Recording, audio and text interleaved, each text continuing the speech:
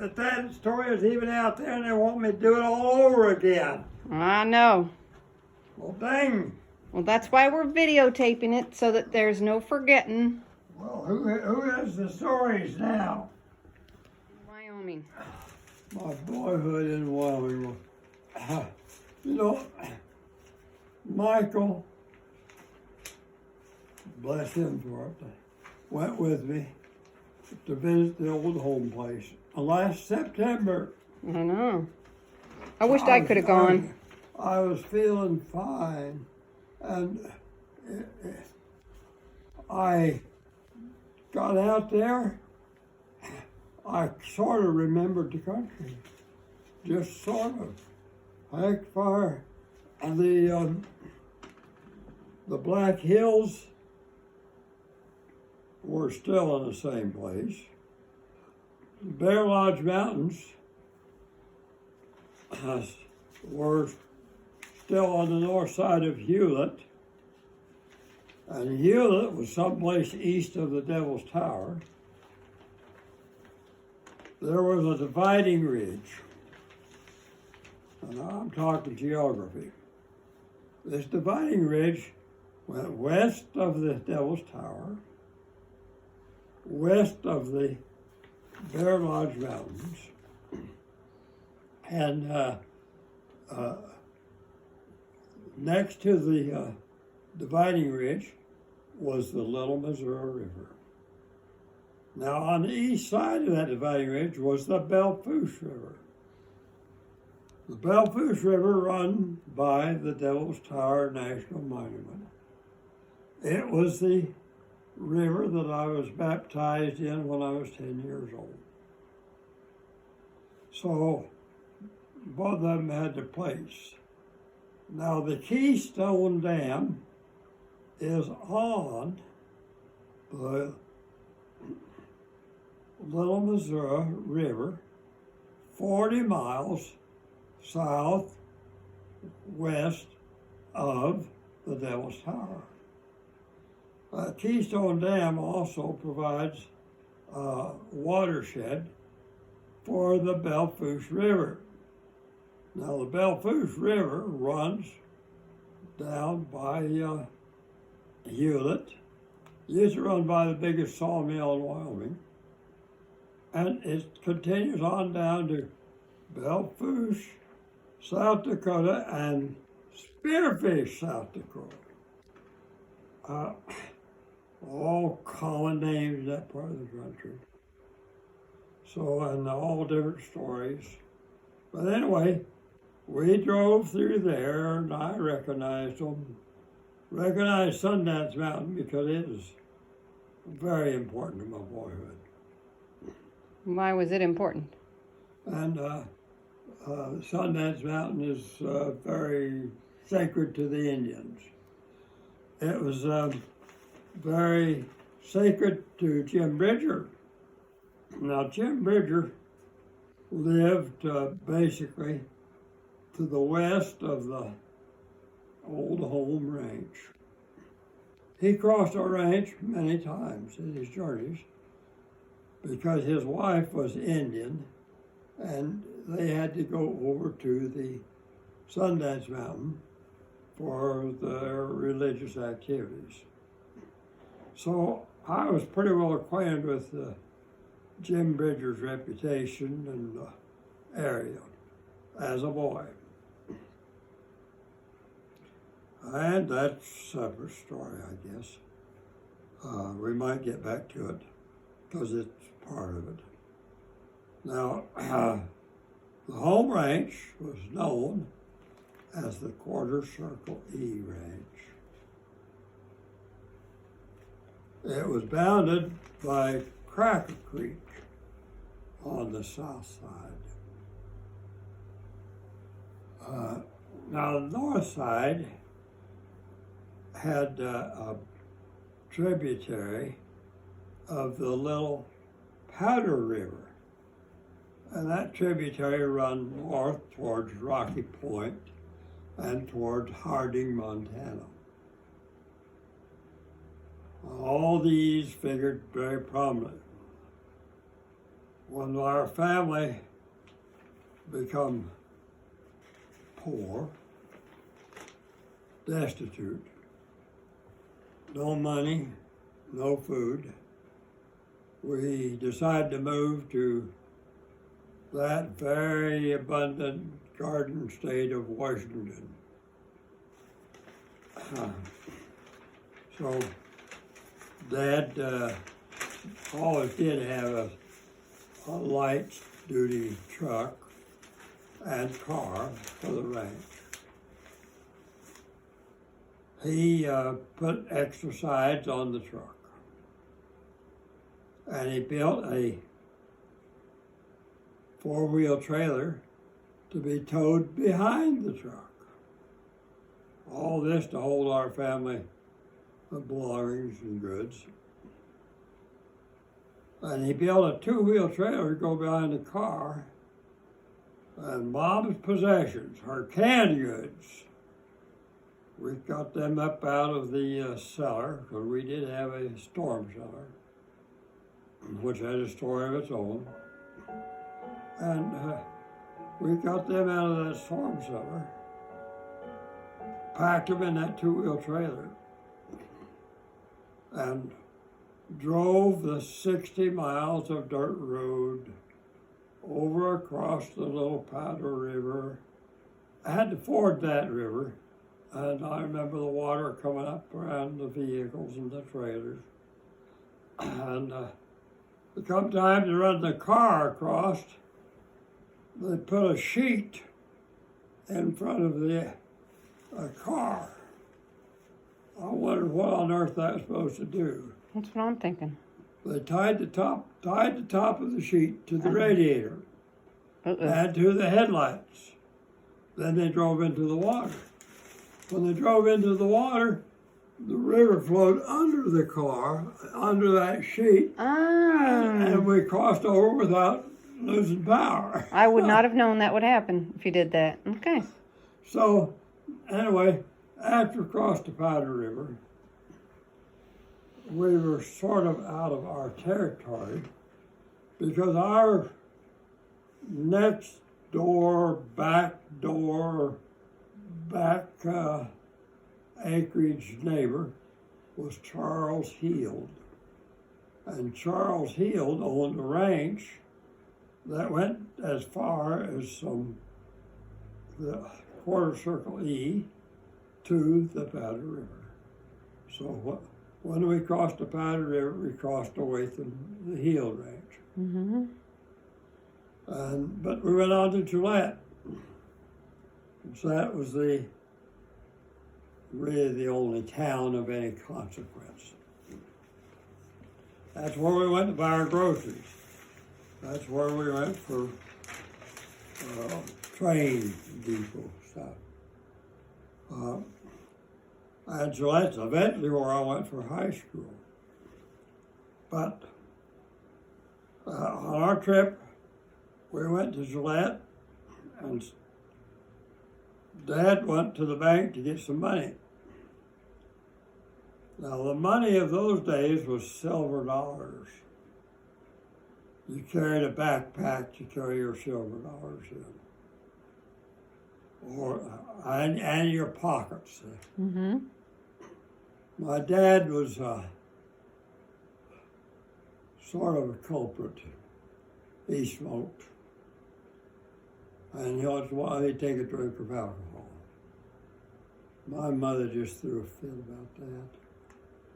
But I remember I went with him. I was my dad's constant companion. It didn't get too cold for me to stay. If Dad was out there, I was there. Or too hot, I was there with him. So when he went to the bank, I went to the bank with him. Well, he was all dressed up in a brand new pair of bib overalls.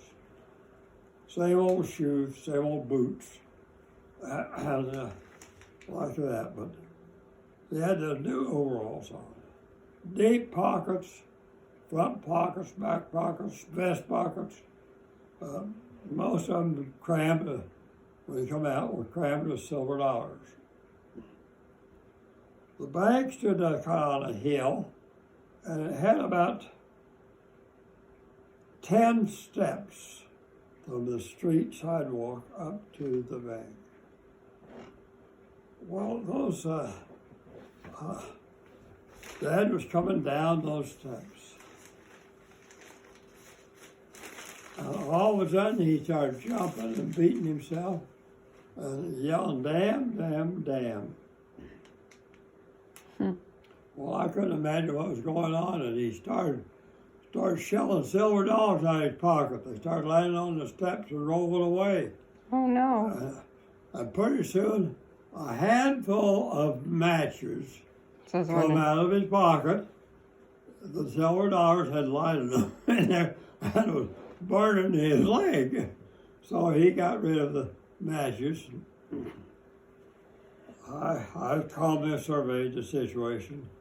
Thought to myself, well, that's what you get for smoking.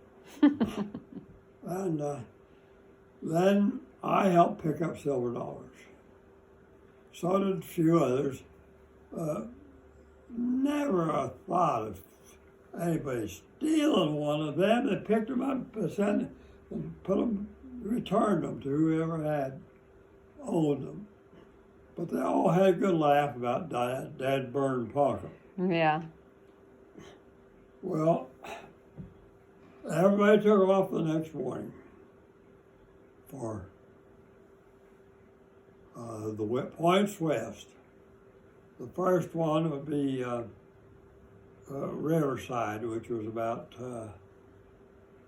50 or 60 miles west of Gillette. And it was on the side of the big river. I mentioned Little Powder. There was a Little Powder River and a Big Powder River. Now the Big Powder River features in a lot of things, a lot of stories, a lot of Western books too. But the joke about it is that it was a mile wide and only an inch deep. But it had a lot of quicksand. Had to be real careful when you crossed that river. The Highway Department, US 16, no less, the best road in the country, crossed the Powder River. So we went across Powder River. Everything was fine. But before we reached Powder River, and before we got to Riverside, Dad and Mom had skipped breakfast or something. Anyway, they had a cup. You're tired. What? She's yawning. I had a couple of bananas. Mom ate hers, and Dad was driving, and she tried to get Dad to eat a bite of banana. He needed it. He was I thought he was a tall man. He was 5'4". I thought he was a big man. He weighed 140 pounds. So he wasn't all that big. He wasn't, no, but he was big for our generation. Mm-hmm. And he would pick up 120-pound sack of wheat, throw it over his shoulder, walk out to the wagon, and lay it up in the wagon. That's the kind of strong man he was. And so, anyway, he turned his head or something, and he lost control of that two-wheel trailer. It zigzagged around, and he couldn't. It turned over on its side. Uh-oh. All of those jars of beets and carrots. Oh, no. Everything that Mom had worked so hard canning. And we worked so hard hoeing. We out there hoeing weeds like So were crazy. they all broken? None of them were salvageable? Very few were broken. We had to pick them up and repack them. Oh, good. So, cars started stopping on the highway to help. And everybody was pretty much in the same shape. Didn't have any money, was glad to have something to eat. And so they stopped to help pick up. It only took 5 or 6 men to get a hold of that trailer and set it up right, and kind of clean it out and start repacking. Well, meanwhile, traffic had backed up. We kids got out and picked up glass jars that were scattered on the road and took them up to the trailer, and then some adults packed it, repacked that trailer. On one of those trips, back down the highway to where the trailer first started weaving, I met some kids that was part of the group that had stopped. And then there was this one girl, her name was Rosalie. She and I just got along real well. And so we picked up a couple, 3 jars, that's all there was left, and carried them in our arms, went back up to the trailer, talked about where we were going. And it turned out that we were all pretty much headed for the same place. Is that when you were heading to Washington? Washington. Well, Washington, land of promise. And my mother, of course, had gone to high school with some of her friends, and they lived at Bozeman, Montana. So Dad heard that there was carpenter work available at Bozeman. Well, the truck and the trailer went to Bozeman. At Sheridan, Wyoming, which is just before we crossed the Wyoming border, Rosalie's family decided that they were going to go to someplace in Idaho. So we split. Rosalie and I felt pretty bad about that and promised that we would meet again someplace. And then everybody went their way, and we went to Bozeman, Montana. Bozeman, Montana was good for us. A lot of snow. A railroad town on the mountain. And they had the biggest, most powerful steam locomotives ever made. They were called a Malley. Mm-hmm. The boiler was so long. Donna, how are you feeling? Are you feeling as bad as I am? I'm just so sleepy because I don't sleep at night. Why are you feeling bad? What's the matter? And so the Malley boiler is so long that when the train wheels turn, the wheels turn, but the engine ticks off over the tracks. Yeah. And it's on a sliding bolster, and it slides back and forth over those wheels. Mm-hmm. And to see one of them, all of that smoke and steam is awe-inspiring. And then to watch them pull a string of freight cars, don't know how there can be that much power in the world.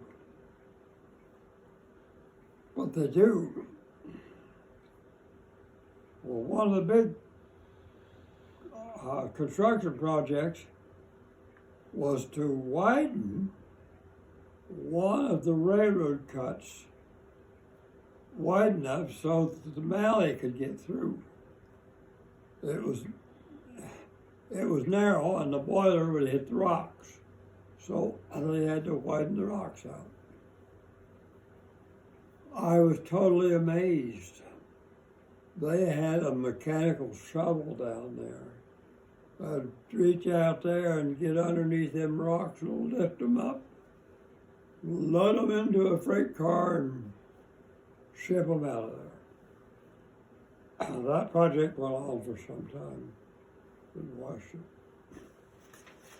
Well, kids are kids. Here I am, 7, 8 years old. And I'm taken into sights. Never, my dad very far on my sight. He's a carpenter. And he makes good use of what the resources he has, so he has me a brace and bit. I've got to drill holes in those logs for the electric wires. A big job, because that bit is at least 3/4 of an inch, sometimes an inch or more. Right. And those logs are tough, but they know how to sharpen bits to keep them sharp. And I'd get a hole through and go on. I helped that much. And Dad helped build a log house. Real art to building a house out of logs, if you do it right. And Dad knew how to do it. So that was in Bozeman. what? Yeah, it was in Bozeman that he's building this house. Bozeman wasn't bad. But Bozeman has a lot of snow. Everybody there has skis. If you're 6 years old, you have your own set of skis. So, we kids would get out there and we'd ski down the hill towards the railroad tracks. And when they got to the railroad cut, we'd jump. And we would go over the trains, land on the other side. Now, the landings were not always graceful, but they were soft, there was snow. Right. So one day we did that, and everything was successful. And we decided that we was going to ride the freight train from the freight yard back to town. And the switch agent come and picked up 3 or 4 cars that they wanted to add onto the train. Well, we were in those cars with our skis. Of course, we didn't say anything to anybody. We didn't want the railroad detectives to catch us. Right. Only trouble is that train didn't stop. They brought those cars down there, hooked it onto the main train, and kept going. Oh no. With us in it. We talked that situation over about a mile out of town. We decided that we had to abandon the train. So we slid the door open and grabbed our skis and jumped out. Well, the train was going upgrade, making 7 or 10 miles an hour. Not, Now you were about 10 at this time, or how old were you? I was 7 years old. Oh, you were, okay. Maybe 6, I don't remember just really. So who all was with you jumping out the train? Bunch of the Norman children. Oh, so none of your brothers or sisters were with you? Well, Hubert, my brother Hubert, Okay. younger brother Hubert was with me. He was just 2 years younger. But he wasn't with me on that trip. He was a little too young for that. I was going to say. So we got off the train, landed in a snowbank, sat there and let the train go by, and then we skied back to town. Said, well, that was a close one. And, well, like kids will do. Next day I'm with Dad when he's down there building a house. And it's kind of springtime. In the daytime, the snow and ice will melt on the road. At night, it'll freeze. And Dad's working on this house, laying the foundation layer of logs. And one of the other guys tells him how to do it. Well, Dad is a carpenter. And Dad got to get hacked off of that. And then that same guy starts bragging about women. And cussing about how terrible they are. They're all a bunch of bitches and all that kind of stuff. And he said something special about those bitches that come in on the last immigrants. That's what said, what do you say? And he boastfully repeated it. And I remember my dad, by the time his jaw struck that guy's, his fist hit that guy's jaw, his feet were off the ground. He jumped, put everything behind that punch, and they both went down in a mud puddle. The ice broke, cracked, and they rolled and fought and pushed and gouged and cussed a little bit. And then Dad come out on top.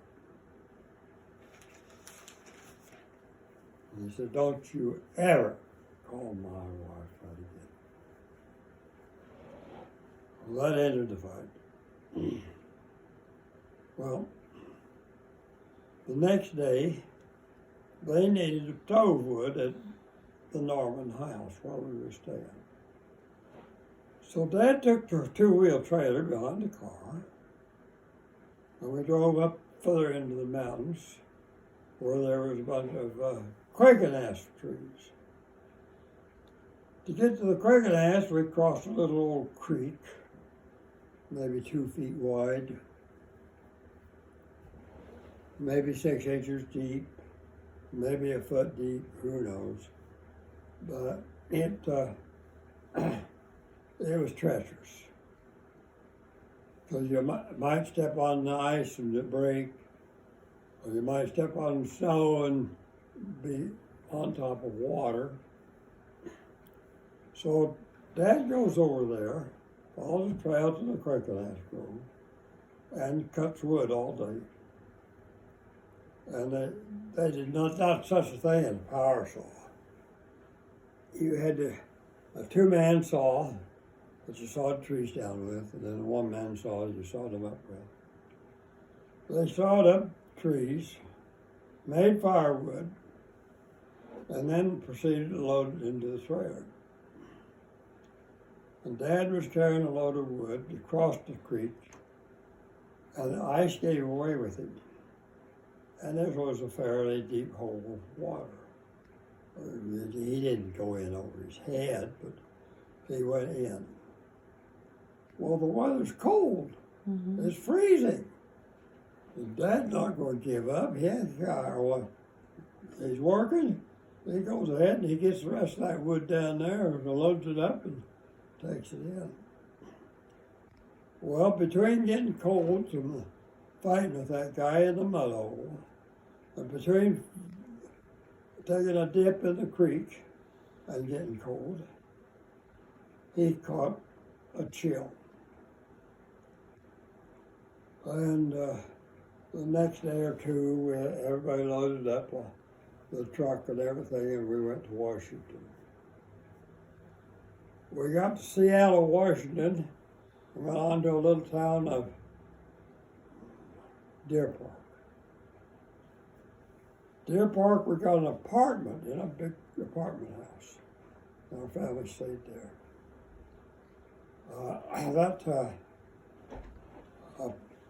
And they found a school. I was the third grade, and Hubert was second grade. I had already been held back 1 year. So, and we went to school. You can put your feet up if you want. I've been in so much pain. I'm gonna say you look uncomfortable. Do you want Tylenol? Well,